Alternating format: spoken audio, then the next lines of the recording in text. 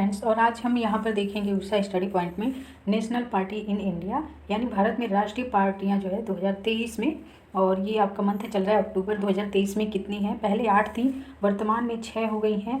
तो ये 6 कौन कौन सी हैं और किस तरह की पार्टियों को राष्ट्रीय पार्टी का दर्जा दिया जाता है, इनका क्या महत्व है, ये सारी डिटेल इसमें देखेंगे।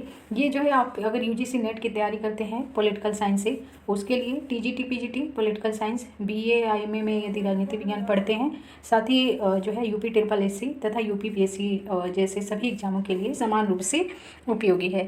तो देखते हैं कि क्या कौन कौन सी पार्टियाँ हैं वर्तमान में।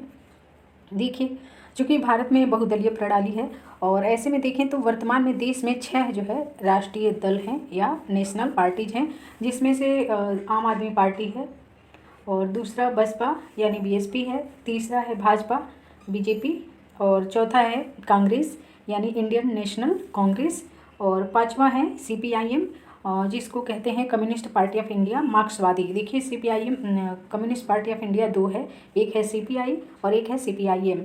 सीपीआई से ही विभाजित होकर 1964 में सीपीआईएम बना था। और छठा है एनपीपी नेशनल पीपल्स पार्टी, ये पूर्वोत्तर भारत की पहली राष्ट्रीय पार्टी है। ठीक है, थोड़ा ध्यान रखेंगे। इसके अलावा 2023 तक भारत में 56 से अधिक मान्यता प्राप्त राज्य दल हैं, यानी राज्य स्तरीय दल हैं, और 2796 गैर मान्यता प्राप्त पार्टियां। अब कह रहे हैं कि राष्ट्रीय राजनीतिक दल की जो है इस तरह का ये पाने के लिए, ये जो एक योग्यता है पार्टी को जो मिलता है, तो इस तरह का सर्टिफिकेट प्राप्त करने के लिए क्या अर्हताएँ होनी चाहिए, क्या योग्यताएं होनी चाहिए। तो सबसे पहली बात कि एक पंजीकृत पार्टी को राष्ट्रीय पार्टी के रूप में तभी मान्यता दी जाती है जब वह निम्नलिखित 3 शर्तों में से कोई भी एक शर्त पूरा करता हो। 3 शर्तें हैं, कोई भी एक शर्त पूरा करने पर ही किसी पार्टी को राष्ट्रीय पार्टी या नेशनल पार्टी का दर्जा दिया जाता है। जिसमें से पहला है, ध्यान रखेंगे, ऑब्जेक्टिव क्वेश्चन पूछा है इसमें बीए में भी, यदि कोई पार्टी कम से कम 3 अलग अलग राज्यों से लोकसभा में 2% सीटें जीतती है। लोकसभा में कितने परसेंट सीटें? 2%। अगर मान लीजिए 545 है तो उसका 2% कितना हुआ, उस हिसाब से वो भी 3 अलग अलग राज्यों में जीतना चाहिए। दूसरा है कि लोकसभा या विधानसभा के आम चुनाव में पार्टी को 4 लोकसभा सीटों के अलावा 4 राज्यों में 6% वोट मिलने चाहिए। यानी नेशनल पार्टी का दर्जा कब मिलेगा? जब 4 लोकसभा उसने सीटें जीती हों, 4 राज्यों में 6% वोट के साथ। ये 4 लोकसभा सीट ठीक है, पर ऐसा नहीं है कि एक ही राज्य में जीत लिया है, 4 राज्यों में जीता होना चाहिए और 6% वोट उसको मिला होना चाहिए। और तीसरी जो योग्यता है वो है कि एक पार्टी को 4 या अधिक राज्यों में राज्य पार्टी के रूप में मान्यता प्राप्त हो। ये वाला क्वेश्चन टीजीटी और बीए में भी है कि कितने राज्यों में जो है राज्य स्तरीय दर्जा प्राप्त होने पे किसी पार्टी को नेशनल पार्टी का दर्जा दिया जाता है। तो कोई भी ऐसी पार्टी जिसको 4 राज्यों में जो है राज्य स्तरीय पार्टी के रूप में मान्यता प्राप्त है, तो वो नेशनल पार्टी कही जा सकती है।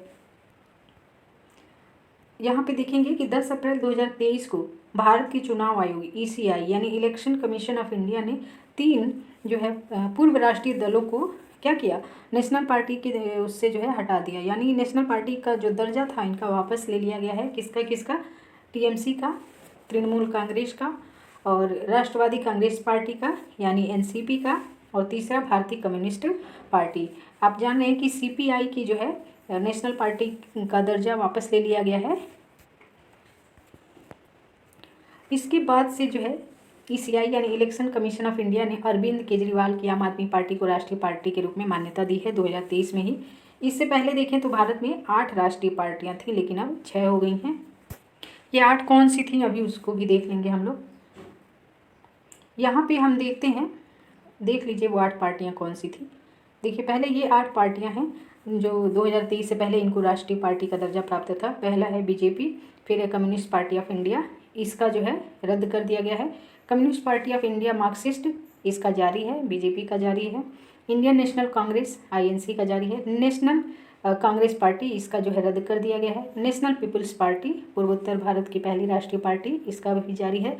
ऑल इंडिया तृणमूल कांग्रेस, ये इसका भी रद्द कर दिया गया है। बहुजन समाज पार्टी, इसका जारी है। तो 3 का रद्द कर दिया गया और एक जो नया है आम आदमी पार्टी, उसको ऐड कर दिया गया है।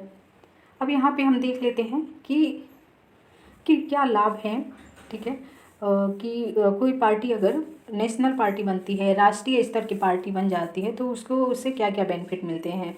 तो देखिए इसके द्वारा क्या होता है कि यदि कोई राजनीतिक दल कुछ उद्देश्यों को पूरा करता है तो भारत के चुनाव आयोग द्वारा उसे राष्ट्रीय या राज्य राजनीतिक दल के रूप में मान्यता दी जाती है, और ईसीआई द्वारा मान्यता प्राप्त पार्टी को कुछ विशेषाधिकार प्राप्त होते हैं यानी दिए जाते हैं। पहला, आरक्षित पार्टी का प्रतीक, यानी जो नेशनल पार्टी हैं उनका एक पर्टिकुलर सिंबल उनको मिलता है, जैसे कांग्रेस का पंजा है, बीजेपी का कमल है, तो इनको वो जो है चुनाव आयोग के द्वारा एक प्रतीक दिया जाता है। फिर क्या है, राज्य संचालित टेलीविज़न रेडियो पर मुफ्त प्रसारण का समय दिया जाता है, यानी चुनाव के लिए इनको अगर अपना एडवर्टीजमेंट करना है, प्रचार करना है, तो इनको चुनाव आयोग द्वारा ये सुविधा दी जाती है, एक निश्चित समय के लिए टेलीविज़न और रेडियो पे ये अपना फ्री में, मुफ्त में जो है प्रचार कर सकते हैं।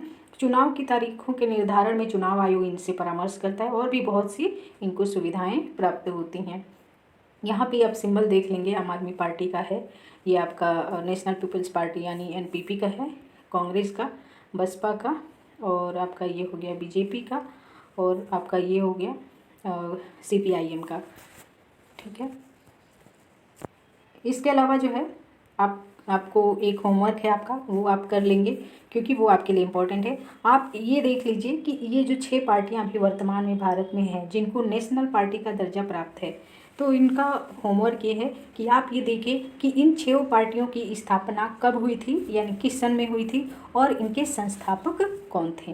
तो अभी के लिए इतना ही। इसके अलावा अगर आप कहेंगे, या हो सकता है बहुत जल्दी राज्य स्तरीय पार्टियों के बारे में भी हम एक वीडियो लेकर के आएंगे। धन्यवाद।